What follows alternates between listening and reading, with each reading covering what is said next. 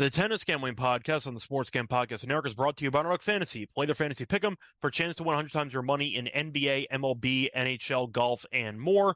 Sign up today using promo code SGPN to get 100% deposit match. We're also brought to you by the premier arbitrage sports betting tool, Avo. Use their tool to bet both sides into lock in a profit. Access their platform for free at arbsverseodds.com. That's ARBSVSODDS.com. Plus, in honor of Masters Week, the Golf Gambling Podcast guys are giving away a tailor-made Spider X putter for free. Enter at sportsgampodcast.com/masters. And welcome, everybody, to the Tennis Gambling Podcast here on the Sports Gam Podcast Network. It is currently early Thursday morning, roughly 12:45 a.m. Eastern Time on April 11th. I'm your host, always, Scott Reichel, once again going solo for this pod. Should be a fun episode because it is time to preview the round of 16 matches in Monte Carlo. I'm not going to go through all of them. I'm going to go through most of them, but just a full disclosure there, not going to cover every single match. But to go through some quick housekeeping before we actually get into the upcoming matches, I want to remind everybody to, first of all, like, subscribe on YouTube, or if you're still listening to the podcast on Spotify or Apple, don't forget to rate and review.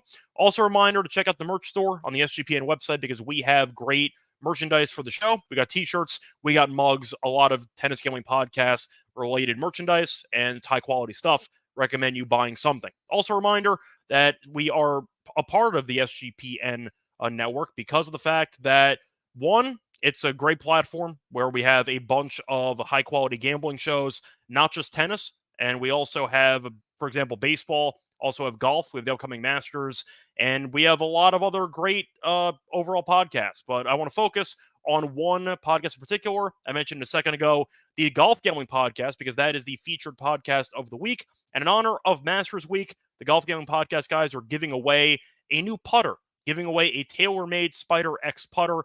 Enter for free at sportsgampodcast.com/masters. You have until the Masters is over in order to enter. So keep that in mind. You have till the weekend ends to enter the contest. Anyway, time to get into the actual recap of the previous round. So starting off with the lock and dog picks. Overall, decent episode, not great per se. Ended up losing the lock as we had Rublev and Dimitrov parlayed together on the money line at -132. Didn't work out as Rublev apparently got defaulted from a match and then forgot how to play tennis because he got killed by Papirin. Papirin's kind of been a thorn in my side so far in this event, but the point is Rublev did lose in straight sets. The dog, though, worked out. We had Khachanov and Cerundolo over 2.5 sets at +135. That got there as Khachanov got the job done in 3. Feels like Cerundolo always loses heartbreaking matches, and this was another one where he won the first set, and then Khachanov regained his composure and kind of took control from that point forward. Either way, though, always nice to cash a +135 dog on the show. So once again, basically broke even, I guess. A slight profit if you bet one unit on both the lock and the dog. Either way, though, point is we had a pretty decent episode. Hopefully we sweep, though, in this episode. Now moving on to the actual recap of the matches on Wednesday. So going in order, just of the matches that we ended up seeing. For example, really not many upsets. So once again, Rublev did lose to Papirin, which was the shocker of the afternoon. I already mentioned that Khachanov beat Cerundolo in 3. Sonego had an upset there as he ended up beating Felix in straight sets. But we know Felix is a head case, so not a total shock there. You ended up seeing Dimenauer beat Griekspoor, which I thought would be a competitive match. It was, as it did go to 3 sets. Sinner absolutely killed Korda, 1-6, 1-6-2. Wasn't the right read by me. I thought that Sinner might struggle transitioning to clay, but Sinner is the best player in the world right now. That's why we took him to win the event at about 3-1. And damn, he looks good. So Sinner ended up killing Korda. Tsitsipas, I think, had the biggest shocker of the day, because Etcheverry is a good player, and we saw Etcheverry beat Jari in the first round in straight sets. Tsitsipas ended up losing the first game in the match. I believe he got broken in the first game. He won the last 12 games. So he was down initially 0-1 with a break in the first set and proceeded to win 12 straight games.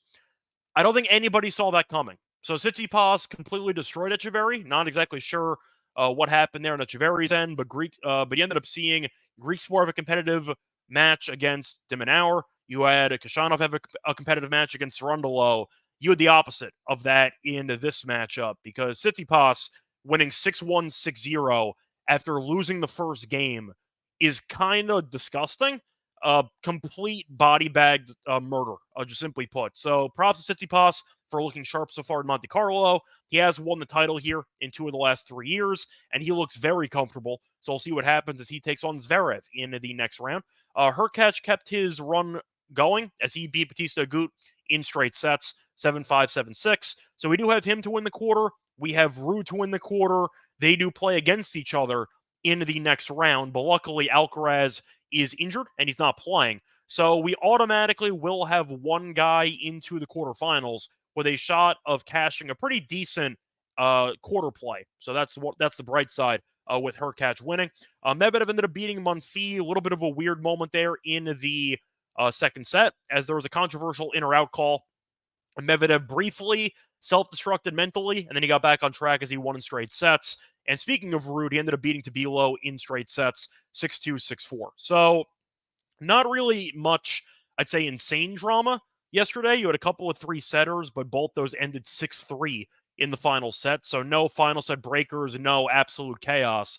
But the two dominations, the two dominant performances were obviously Sinner and Tsitsipas was the most lopsided winner of the Wednesday matches. So we'll see if he can keep it rolling. Nothing really else to add for the actual breakdowns. Now it's time to move on to the matches on Thursday. Also did not mention, though, 2 matches were not able to be completed as Dimitrov in his match against Kekmanovic ended up getting suspended, and Nagal and Rune's match ended up getting suspended. Rune is up a set and a game in the second set, and Dimitrov is also up a set and a game in the second set. So the point is, can't exactly break down that matchup because we don't know who's playing. You're assuming it's going to be Dimitrov and Rune against each other in the next round, but I'm not going to assume anything. I'll let the match play out. We have seen it happen before where a weather delay, maybe by a day or so, can completely change the complexion of an entire match. But point, it should be a pretty interesting, I'd say, slate of matches on Thursday, both including and not including the potential Rune and Dimitrov matchup. Now, looking at the actual card for the Thursday slate, we're going to focus on chronological order for now. So looking at a matchup between Khachanov and Medvedev, a very good matchup taking place at around 5 a.m. Eastern time. For this one, Medvedev's a decent favorite, about minus 245. Khachanov's plus 205. As for the game spread, Medvedev minus 3.5 games is minus 110. Khachanov plus 3.5, minus 110. Over-under set at 22 games. Now, I do think for the sake of this matchup, I think Khachanov can keep it close. Now, Medvedev ended up beating Monfils in straight sets. Monfils was off of a marathon match against Vukic in the round prior, so you can argue that Monfils might have been fatigued as the match went on. I think we just know Monfils is not the same guy that he used to be, and Medvedev was able to settle in as he won in an hour and 28 minutes. But the point is, I do think you're looking at a spot where maybe Monfils was tired after having the 3-set marathon against Vukic, but Medvedev got the job done. Khachanov, though, has been good on clay in his career and in this event. Going through the actual matches so far in this event, he ended up beating the likes of Nori in straight sets, and he beat Cerundolo in 3.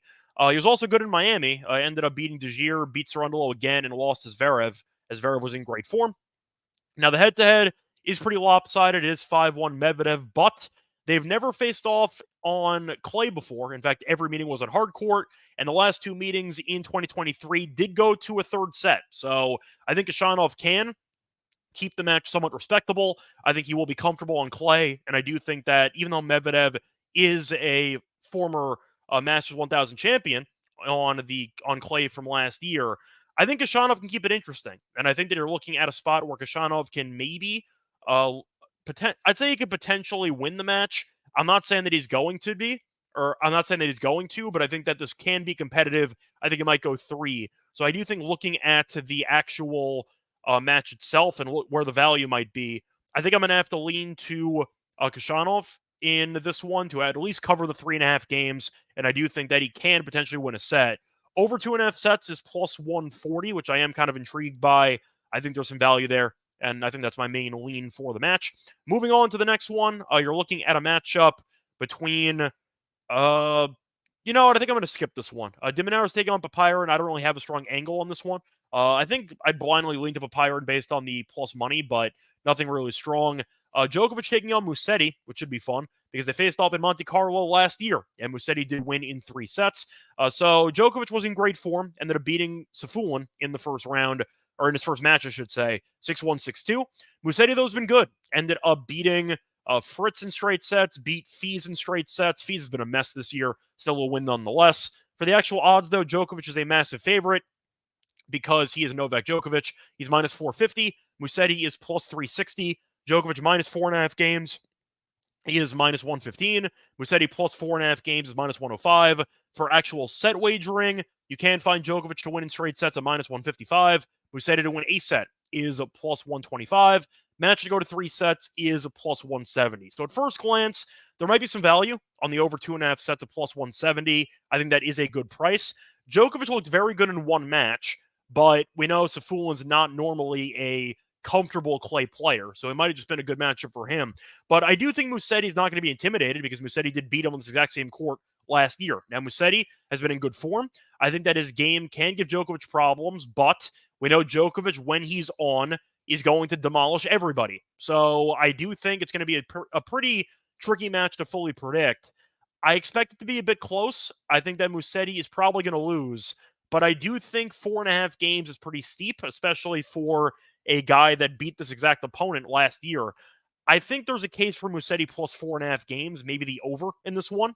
But I do think the actual case for over 2.5 sets at plus 170 is pretty intriguing solely for the price. If Djokovic wins in straight sets, it is what it is, but I don't see any value on it. So I am going to lean to the dog here on what I think is a pretty mispriced line.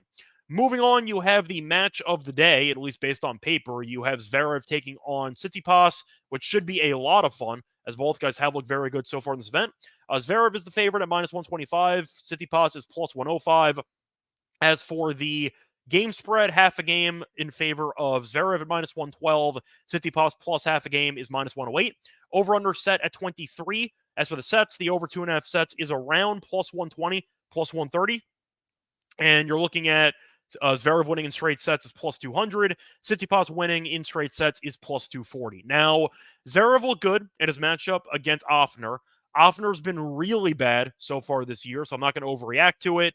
But Tsitsipas has looked dominant. Beat Desir in a set and a half as Desir got injured, and he beat Etcheverry once again 6-1, 6-0 in the match on Wednesday. So I have a really hard time of picking against Tsitsipas at a coin toss at this point.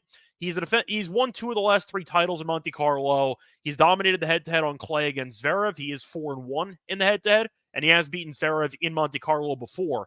I get the argument is that Tsitsipas is a head case and you can't trust him, but I do think Tsitsipas's best surface is clay, and I do think that he is very comfortable in Monte Carlo, and I might have been skeptical of him entering the event, rightfully so. He's proven me wrong.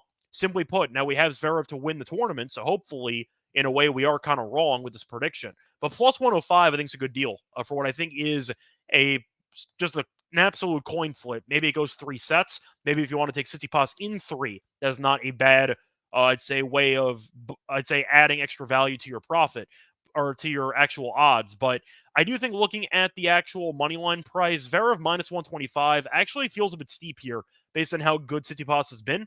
I think it should be minus 110 apiece, a dead even split. So I am going to go with the value. Give me Tsitsipas plus the 105 on the money line, and I would lean to the over in sets as well at around plus 130. Moving on to the next matchup, I'm not going to talk about Sinner and Struff because I think that Sinner is going to kill him because he kills everybody.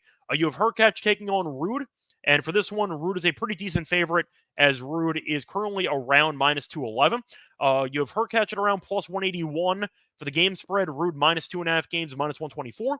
Hurkacz plus 2.5 games is plus 104. The over-under for games is set at 23. As for set wagering, Ruud in straight sets is plus 130. Hurkacz to win a set is minus 160. And the match to go to 3 sets is plus 135. Now, you might remember there was a fun practice picture that was going around with Ruud and Hurkacz, where Ruud was kind of claiming or making jokes that he taught Hurkacz how to play on clay, and then Hurkacz won the event. So I guess Ruud did something right. But the point is, I do think that Ruud is the better clay player, obviously. And I do think that even though Hurkacz has been winning these matches, he's played a bunch of tennis. He won Estoril, then he ended up playing immediately in the first round and the second round in Monte Carlo.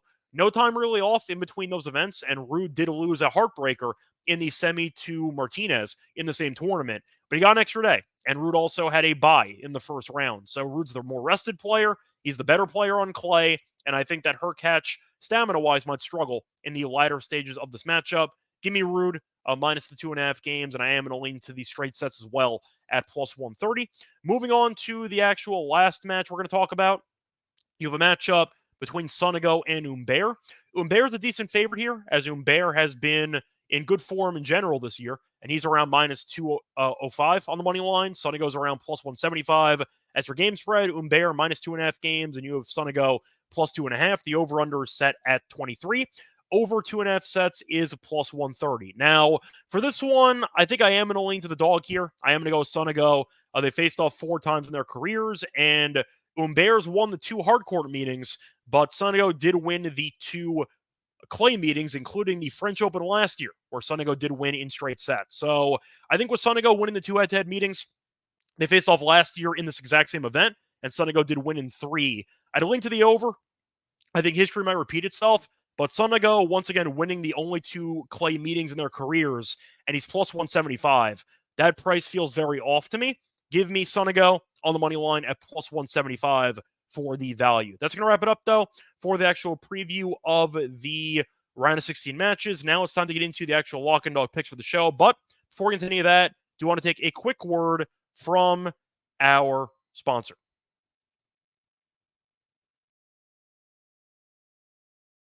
Also brought to you by Underdog Fantasy. Underdog Fantasy is the place to play fantasy sports because it is the fastest growing fantasy app in the industry. They have great pick'em games. For example, you can pick whether your favorite players will have a higher or lower stat total in their upcoming games. You can win up to 100 times your money in a single night. Pick between 2 and 5 players to build a pick'em entry. And you can also make rivals picks, which pits 2 players against each other. So you can pick which player you think might have more points, for example, in an NBA game. But a reminder that you should also join Underdog Fantasy because they have a lot of very fun markets for tennis. They have, for example, breaks of serve. They have aces. They have a lot of fun tennis options to make matches more interesting, and I recommend you joining the platform in order to take advantage of those opportunities. So sign up today with promo code SGPN to get your first deposit doubled up to $100, as well as an instant pick'em special. Visit underdogfantasy.com or find them on the App Store, and don't forget to register with the promo code SGPN to get your first deposit doubled up to $100, as well as an instant pick'em special. Must be 18 plus and present in the state where Underdog Fantasy operates. Terms apply. Concern with your play? Call 1-800-522-4700 or visit www.ncpgambling.org. We're also proud to partner up with Ava, the premier sports betting arbitrage tool. If you're new to arbitrage sports betting, it's pretty simple. Basically betting both sides of a bet at 2 different sportsbooks to lock in a profit. The AVO tool scans the sportsbooks, looking for discrepancies in the odds, and then they tell you how much money you need to place in order to actually make any expected profit. The tool is super easy to use and lightning fast because speed is a big part of arbitrage sports betting. The best part of AVO is that it's currently free to use without restrictions. That's right, completely free. Get started today at arbsversusodds.com. That's ARBSVSODDS.com.